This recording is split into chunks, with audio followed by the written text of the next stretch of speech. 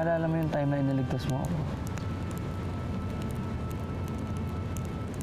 Hindi mo siguro naalala, pero it was a week before my birthday. And then birthday ng dad ko. Lumabas kami ni Aya. Nagpatulong ako sa kanya para maghanap ng regalo para kay dad. And to surprise him, hindi ko binigay sa birthday niya, kundi sa birthday ko. Alam kong nagtampo si dad sa akin dahil hindi ako nagbibigay ng regalo sa kanya sa birthday niya. But I knew for myself na matutuwa siya kapag sinurpresa ko siya sa birthday ko. Excited ka na sa regalo mo? Anak, matagal ko na alam na gusto magkaroon kita. Talaga, Dad? Oo naman. Basta always the best for my son. Ako lang naman mahina sa'yo. Bakit naman, Dad? Paano naman nag-birthday ako? Hindi kayo ba nakissing mo, anak? You're wrong, Dad. I'm wrong? What do you mean? I have a gift for you. Meron? Asan? Asan? Asan? It's up in my room. Come on, let's get it.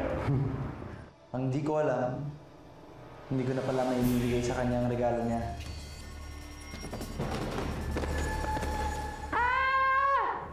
Dad! Ma! Tulong! Dad, wake up! Wake up! Dad!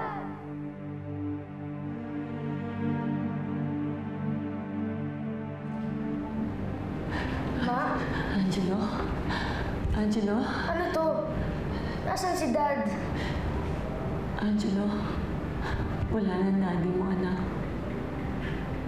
Hindi na totoo! Nandito po si Dad! Angelo? I'm sorry, anak. Daddy's in heaven, na. You rest, anak. Lean back. Hindi na totoo! Nandito po si Dad! Ibigay ko pa sana sa kanya yung regalo ko! Angelo?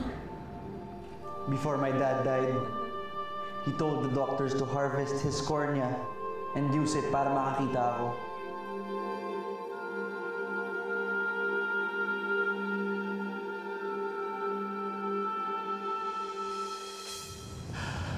Hindi ko man lang nakita ang dad ko.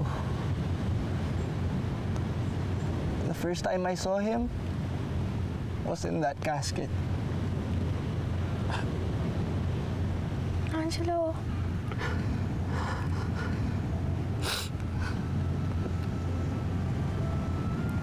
Ako may kasalanan kung bakit namatay ang dad ko. Pero sa kabila nun, ibinigay pa rin na sa akin ng mga mata niya.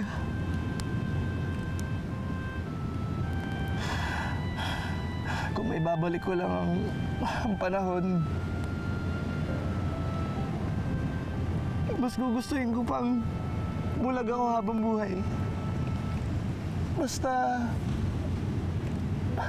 Basta makasama ko lang ang dad ko.